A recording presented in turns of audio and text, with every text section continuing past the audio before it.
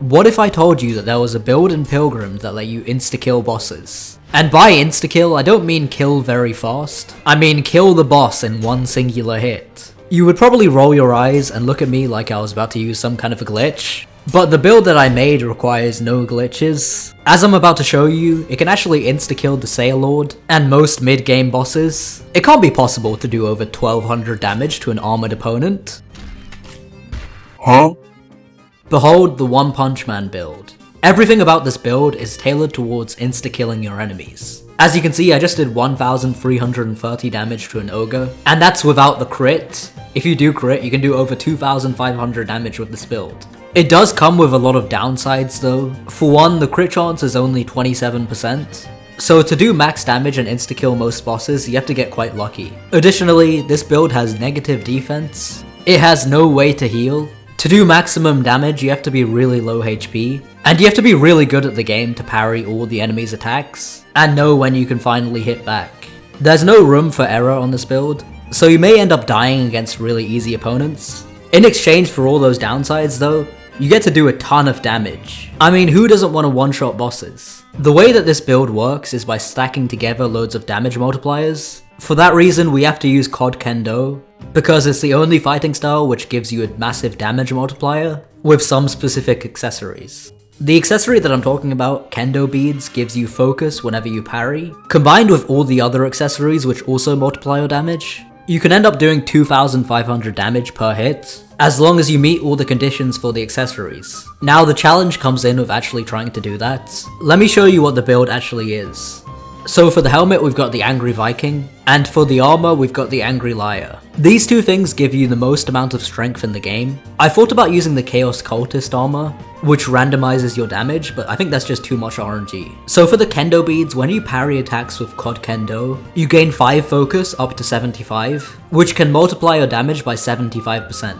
The Sanguine Ring gives you 50% extra damage and speed when you're low HP. To get the most use out of it, you have to be at the verge of death, which means you have to be a parry god if you want to survive. It also means that you have to know how much damage your enemies do, so you can get yourself low enough to not die. Iron Fists give you 40% extra damage in exchange for 20% swing speed. The Strike Bracelet makes it so that your first attack does 50% more damage. And the Power Locket gives you 15% extra damage for each parry, up to 120%. If you multiply all these percentages together, a single hit can do 12 times the amount of damage. For the weapon trait for Kendo, I got Sharp, which increases your damage by 15%. And for the gem, I got the Charm Gem, which makes your crits do 25% extra damage. You can get Kendo by killing the hobo, which I showed you how to do in my fist guide. For this build, you also want to have the Clever Tome. This lets you increase your strength. I suggest getting the Woeful modifier, because it makes it cast way faster. To get the item, you have to kill the Archmage with the Challenge Medal. If you want more details on that, watch my secret items guide.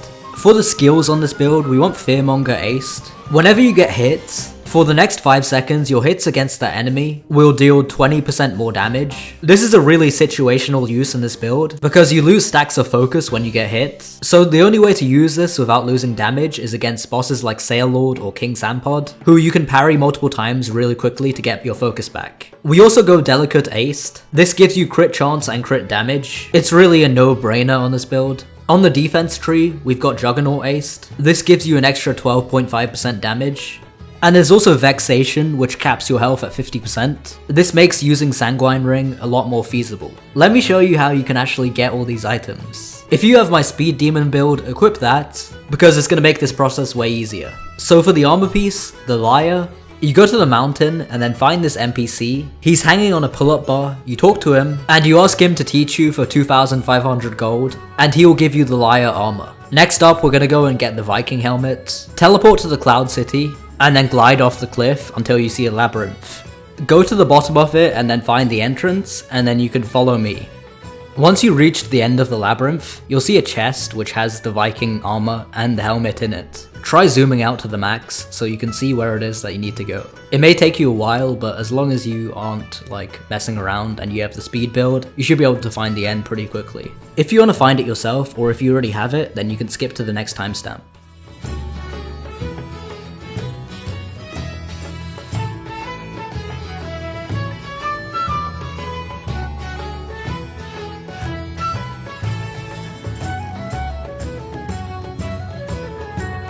So once you cross this corner, you should see a chest here which you can get.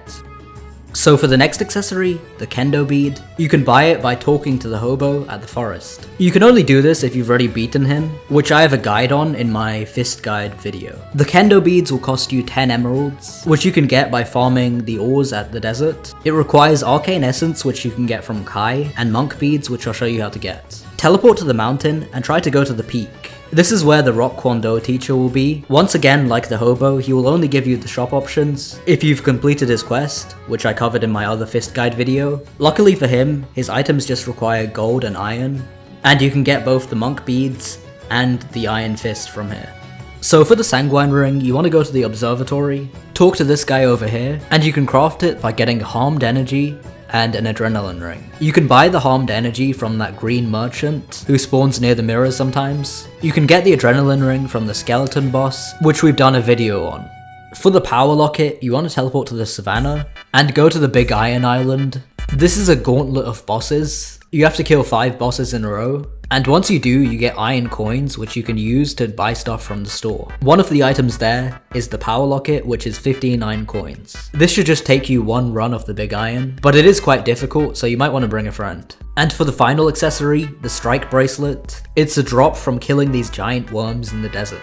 So now you have all the components of this build, you can start to practice with it because it will require a lot of practice. That one clip at the beginning of the video took me around 6 hours to finally one-shot the Sail Lord, because there were so many little tricks that I needed to use to maximize my damage output so that I could finally one-shot him. The biggest ones were as follows. You need to be as low as possible, so make sure you know how much damage each of your enemy's attacks do, and then when the time is right, get hit by them on purpose so that you can get your health low for Sanguine Ring and also proc Fearmongerer. If you're going for the one-shot, obviously make sure that you don't hit your enemy randomly, because then you're going to lose the bonus from the strike bracelet. You need to have a lot of patience and know when to attack, ideally when all the following conditions are fulfilled. Your focus and your power locket stacks are near max, your health is really low, Fearmongerer has been applied, you have a time window to use the strength buff on the tome, and then you can finally attack.